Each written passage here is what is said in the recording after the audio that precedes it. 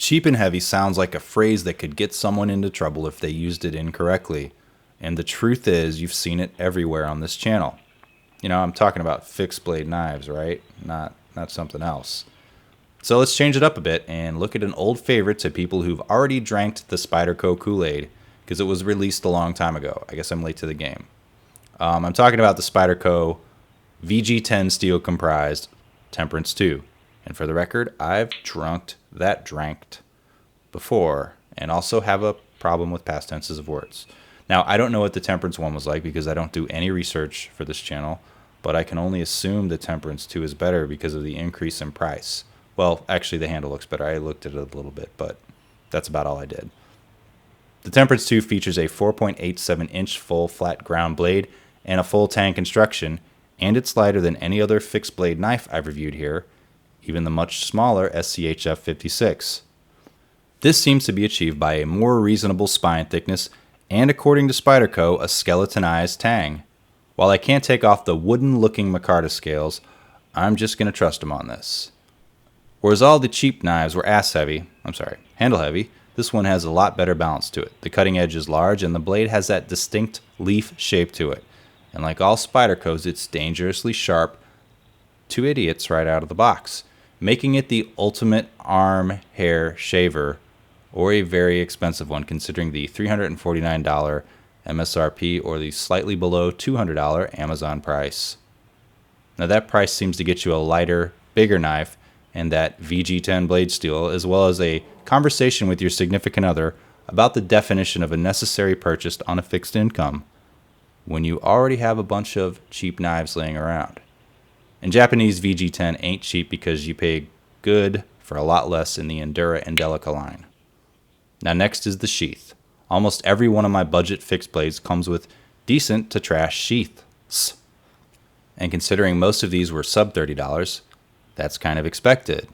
Now the original Temperance 2 shipped with the Kydex sheath, but Spyderco has since upgraded it to a leather one. Now this one is nice for sure, but I feel like it's missing a strap to hold the blade in after the leather breaks in and it no longer holds the blade tight, which wouldn't be a problem to those who place it on a shelf. Flashlights are shelf queens and knives are safe queens, right? As of now though, the blade holds nice and tight and the construction is top notch with double stitching and rivets, like I'm pointing to here. So you're probably like, how does this mofo do with batoning? Well, I'm glad you asked. Oh, wait. You mean this isn't batoning? Notice how nice it cuts through the cardboard. Ooh, cardboard, woo. Yeah, it's one of those reviews. The handle is nice and comfortable, but it's really smooth. There is a single instance of minor jimping. It's small and not aggressive. And if you want more jimping, well, sorry. You're probably one of those people who think steel dashboards should be brought back. Okay, I'm kidding. Some people like jimping. I mean, that's why it was created, right? I don't hate it, personally. So please, no angry comments. I don't know what the fuck I'm doing here. Hey, look, another a-hole cutting cardboard in a knife review on the internet. Anyway, the handle fits nicely in my hand. I hate to call something perfect, though, except Pabst Blue Ribbon, but it is pretty close. I've found through my years of EDC carrying of Spyderco's Endura 4 that I like VG-10 steel fine because it stays sharp and it's super easy to touch up on my sharp maker. For those of us bad at freehanding, although reading the internet you'd think everyone was good at freehanding and sharpening to hair shaving sharp. But since that's my EDC slicer, I've never really given it a proper pounding.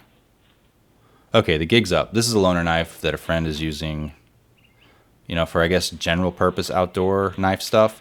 So it's his job to beat the crap out of it and not mine. But it's a super nice blade. And I can't say the tip will hold up to prying, but what moron would pry with this blade? And you're like, have you ever watched your, YouTube channel? Okay, good point, bro. Anyway, what else to say? Oh yeah, I like the hole. And I'll just leave it at that. If you like this video, please subscribe to this channel. I love my subscribers. And hey, this video is a direct result of people asking me to stop reviewing garbage. Now, I have some more Spydercos coming up, as well as a Benchmade, as well as some more garbage, because I'm not made out of money. Thanks for watching.